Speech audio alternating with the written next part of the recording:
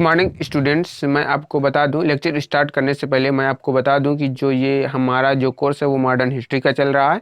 या और आप यदि लेक्चर अटेंड करें तो ये ध्यान रखिएगा कि जो आप लिख रहे हैं मतलब कि साथ साथ हमारे साथ साथ लिखते जाइएगा, ताकि आपको सुविधा प्रदान होगी और आप अच्छी तरह से अपनी स्टडी और को बेहतर बना सकते हैं। ठीक है।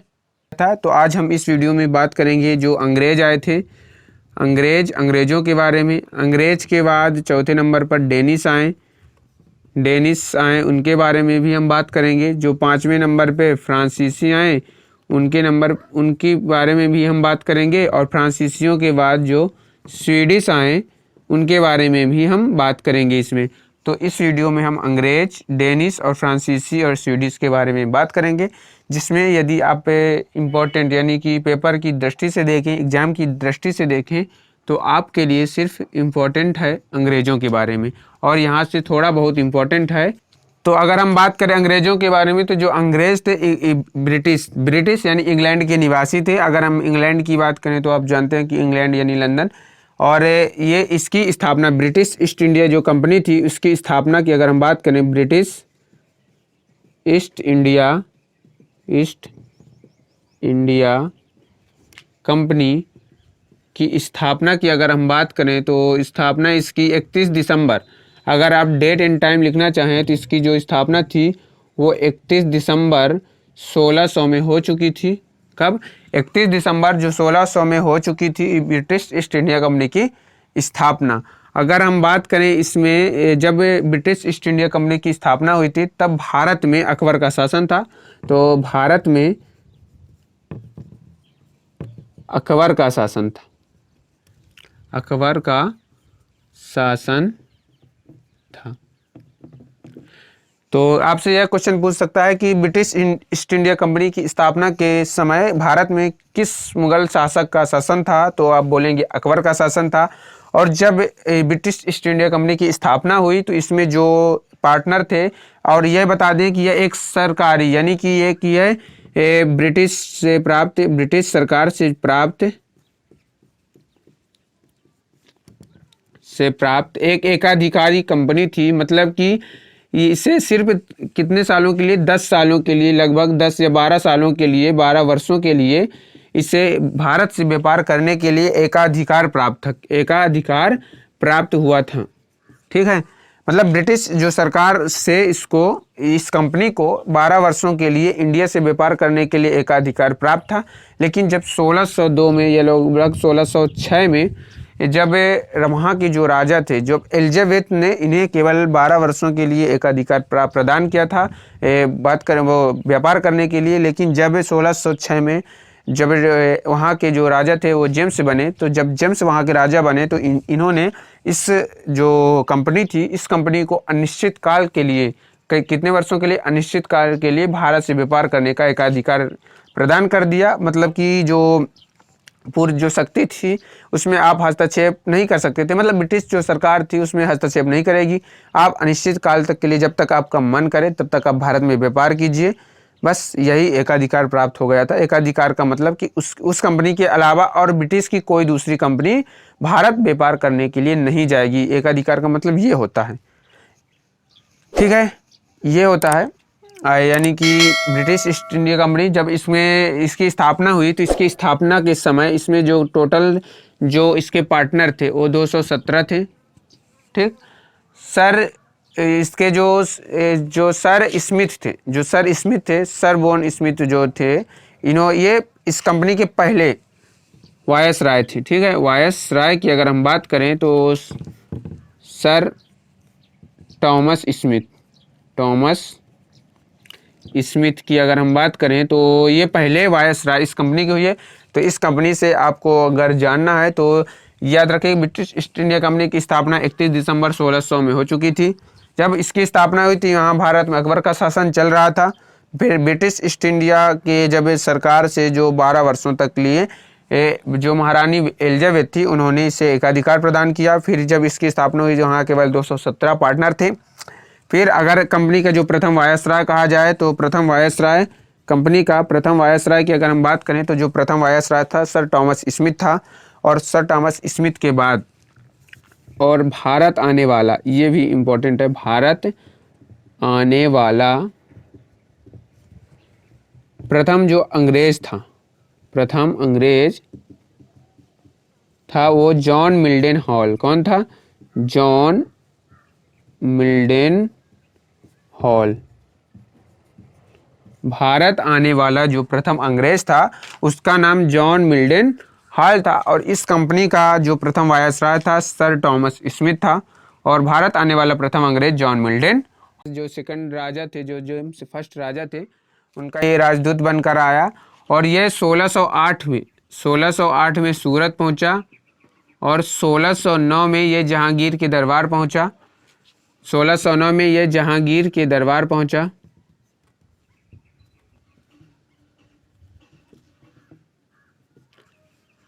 तो 1608 में सूरत आया और 1609 में जहांगीर के दरबार में पहुंचा, और ये 3 वर्ष तक रुका, 3 वर्ष तक रुका, और जहांगीर के द्वारा इसे कैप्टन हाकिंस को जहांगीर के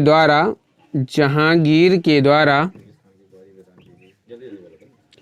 इंग्लिश खान की उपाधि प्रदान की गई। तो अगर आप याद रखें प्रथम राजदूत कौन था? कैप्टन हाकिंस था। जो यदि आपसे कैप्टन हाकिंस से क्वेश्चन पूछे तो आप सिर्फ यही बताएंगे कि ये कैप्टन हाकिंस था, ये प्रथम अंग्रेजी राजदूत था जो 1608 में सूरत आया और 1609 में जहांगीर के दरबार में पहुंचा और उसकी तारीफ पे पुल बांधने लगा। ठीक, ये 3 वर्षों तक जहांगीर के दरबार में रहा, यानी भारत में रहा, और जहांगीर के द्वारा इसे इंग्लिश खान की उपाधि प्रदान की गई। तो आपसे सिर्फ क्वेश्चन में यही पूछेगा कि जहांगीर ने इंग्लिश खान की उपाधि किसे दी, तो आप आँखी मूंद के टिक लगाएंगे कैप्टन हाकिंस।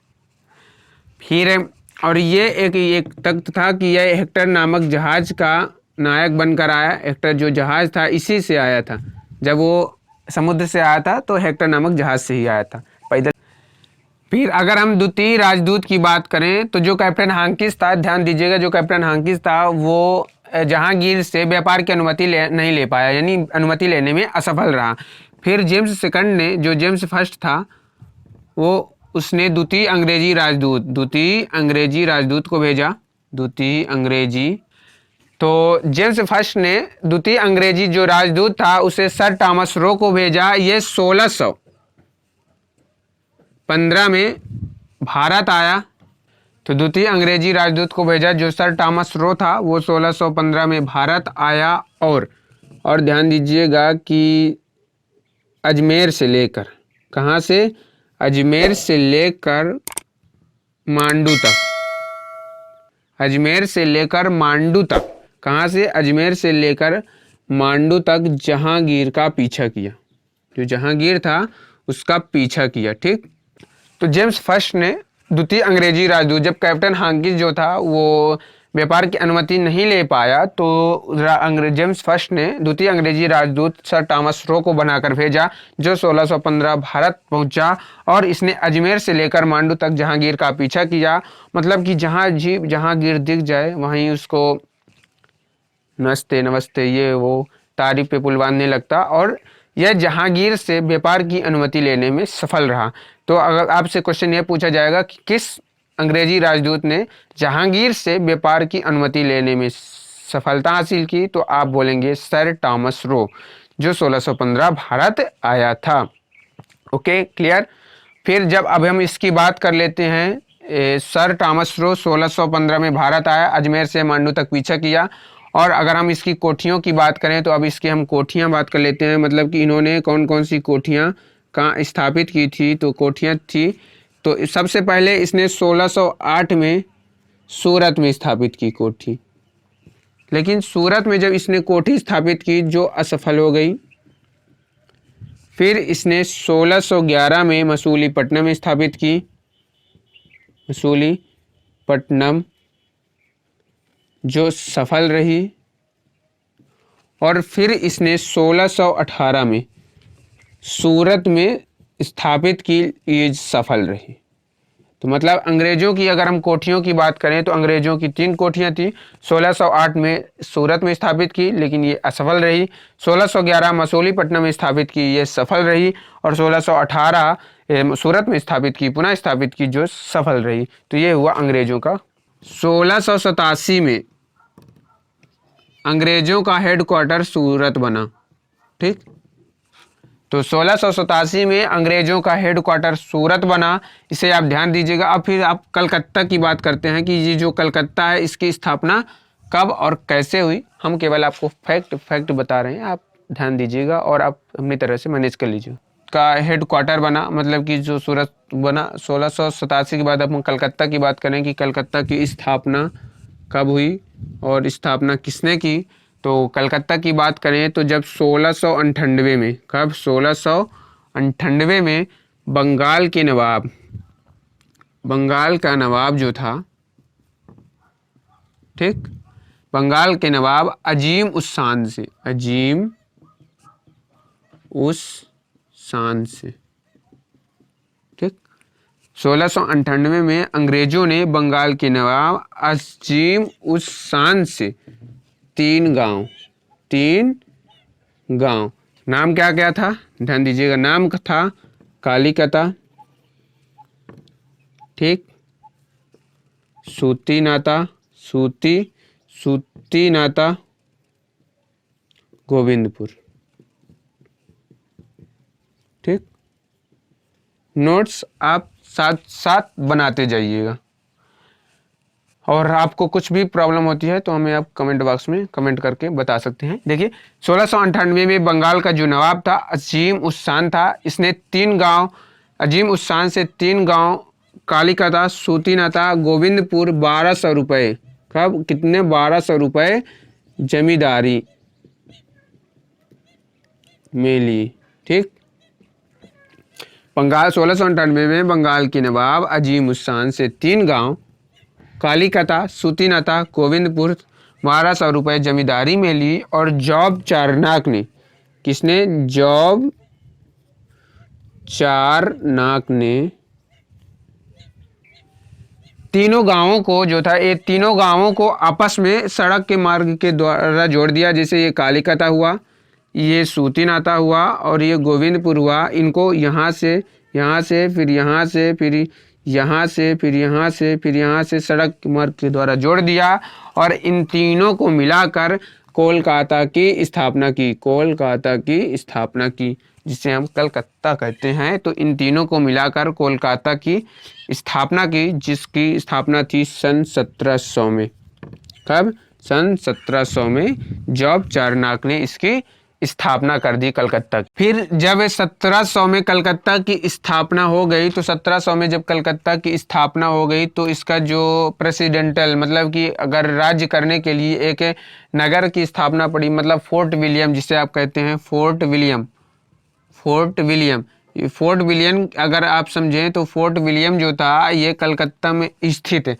कलकत्ता में स्थित जो अंग्रेज थे उनकी एक किलेबंद कोठी हुआ करती थी। मतलब कि जैसे देखिए यहाँ मान लीजिए उनकी एक कंपनी हो गई और इस कंपनी में काम करने वाले ये अधिकारी हो गए और यहीं सब व्यापार हुआ करता था। मतलब इनका पूरा गोदाम, पूरी सैन्य टुकड़ी, पूरे जो कर्मचारी थे इसी किले के अंदर रहते थे और इसे सुरक्षित प्रदान करने के लिए यहाँ से चारों तरफ से एक बाउंड्री बना दिया करते थे। तो इसी को हम फोर्ट विलियम कहा जाता है कि यानी कि कलकत्ता स्थित कोठी या किला, कोठी या किला, इसे हम फोर्ट विलियम कहते हैं। तो फोर्ट विलियम इसे को कहा जाता है कलकत्ता स्थित कोठी और किला। और यह देखिए ये 1700 से लेकर, कब से, 1700 से लेकर 1911 तक भारत की राजधानी रही। 12 तक आप कह सकते हैं, 12 तक भारत की राजधानी रही। यानी जो कलकत्ता है ये 1700 से लेकर 1912 तक भारत की राजधानी रही। और 1912 के द्वारा दिल्ली दरबार के द्वारा, जब 1911 में दिल्ली दरबार का आयोजन हुआ उसके द्वारा जो भारत की राजधानी है वो कलकत्ता से स्थानांतरित कर कहाँ स्थापित की गई, दिल्ली में की गई। और दिल्ली तब से लेकर 1912 से लेकर अभी वर्तमान तक दिल्ली ही भारत की राजधानी रही। और 1700 में 1912 तक भारत की राजधानी दिल्ली वो कोलकाता रही। और यह प्रथम 1700 में प्रथम प्रेसिडेंटल नगर घोषित किया गया, प्रेसिडेंटल नगर बना।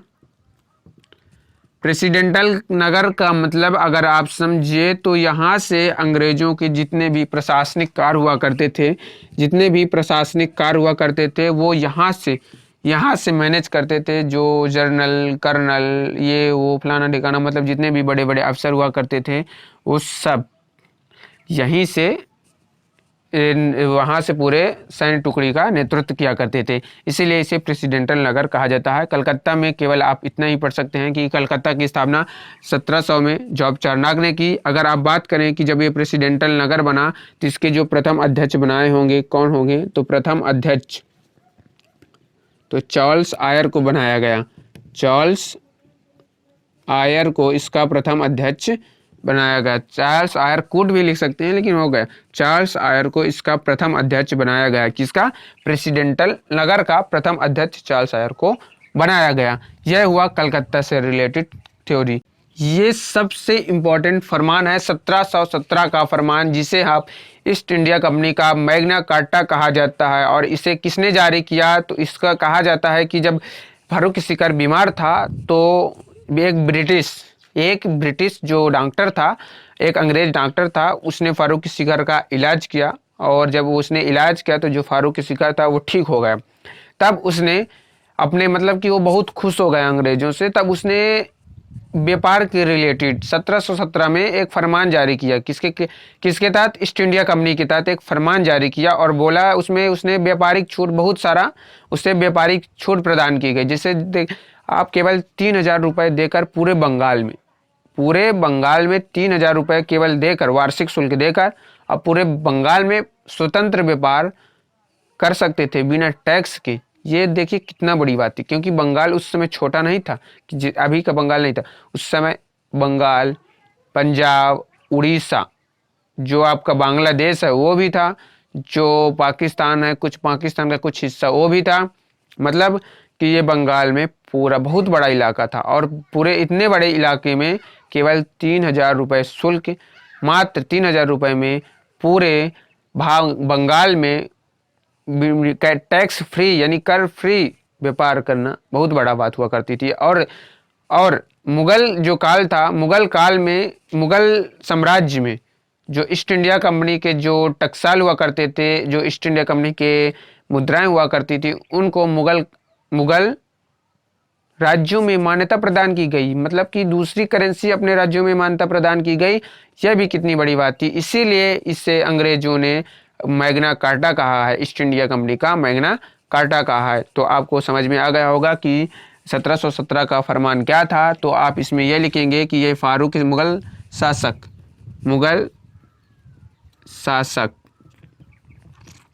फारूक सीकर